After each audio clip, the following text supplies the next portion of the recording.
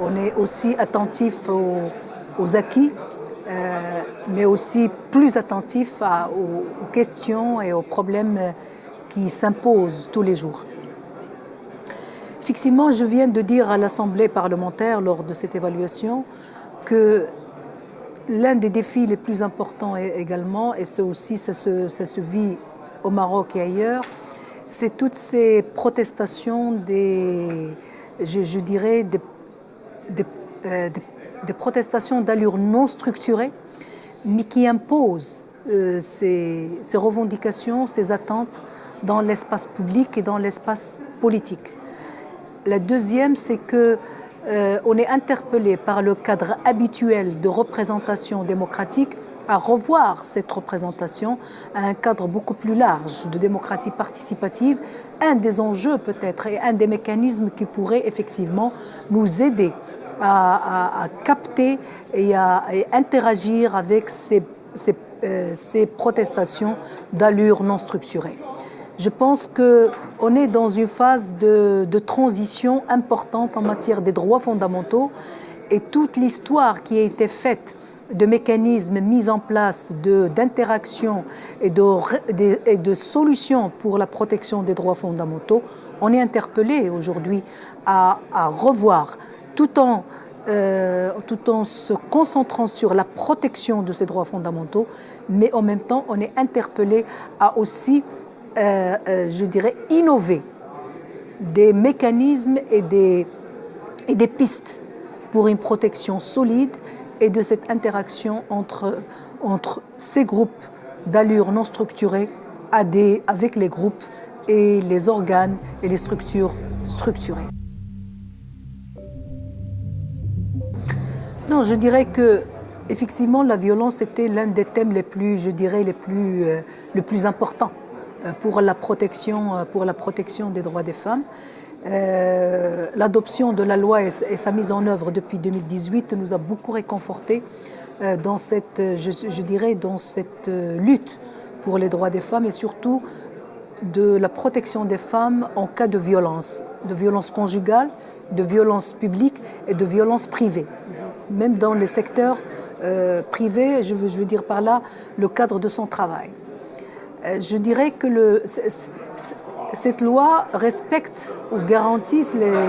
les droits des femmes dans ces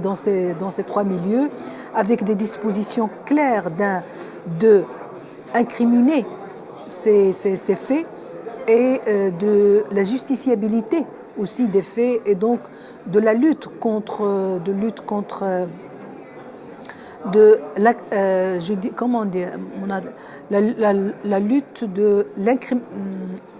l'accountability de ces faits pour la protection des femmes. Et je dirais que j'étais très contente de lire dernièrement qu'un magistrat au niveau du tribunal de Tanger a décidé suite à un viol conjugal de sanctionner le mari par des peines de prison. Donc on est là dans une phase de mise en œuvre et de consolidation des droits des femmes, même dans le milieu privé, domestique et conjugal. Et en plus, d'autres cas ont été aussi déposés en tant que plainte devant la justice d'harcèlement sexuel, d'harcèlement dans les milieux publics et d'harcèlement dans le travail. Donc on a lancé, cette loi commence à s'implanter dans la structure judiciaire. Et je pense que c'est l'un des défis les plus importants. Il faut installer dans l'espace judiciaire, je pense que le respect des droits des femmes et aussi de réfléchir 10 fois avant de commettre des violences à l'égard des femmes, je pense nous aidera énormément à ce que les femmes puissent se sentir égales, mais se sentir aussi safe dans le milieu public.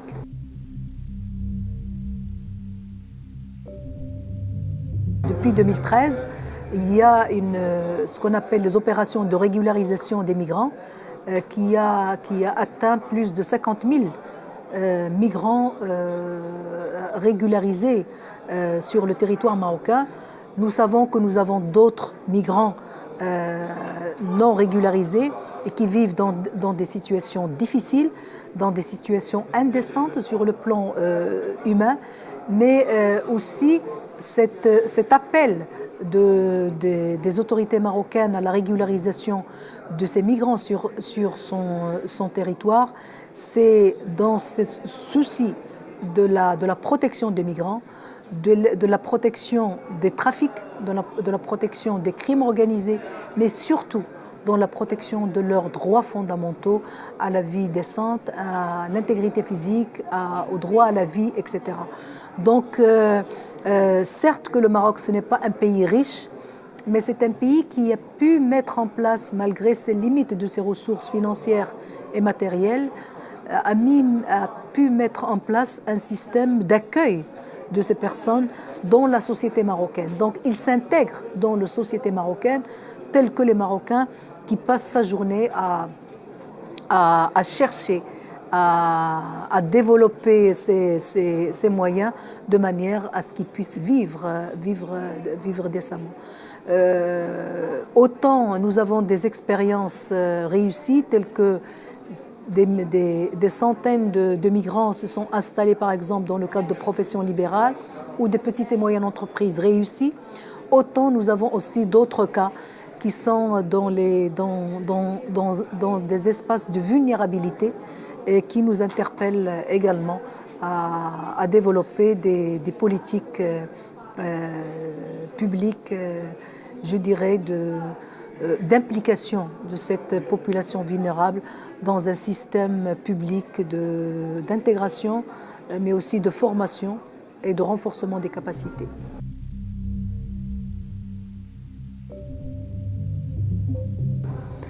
Je viens de sortir d'une réunion de l'Assemblée parlementaire et j'avais invité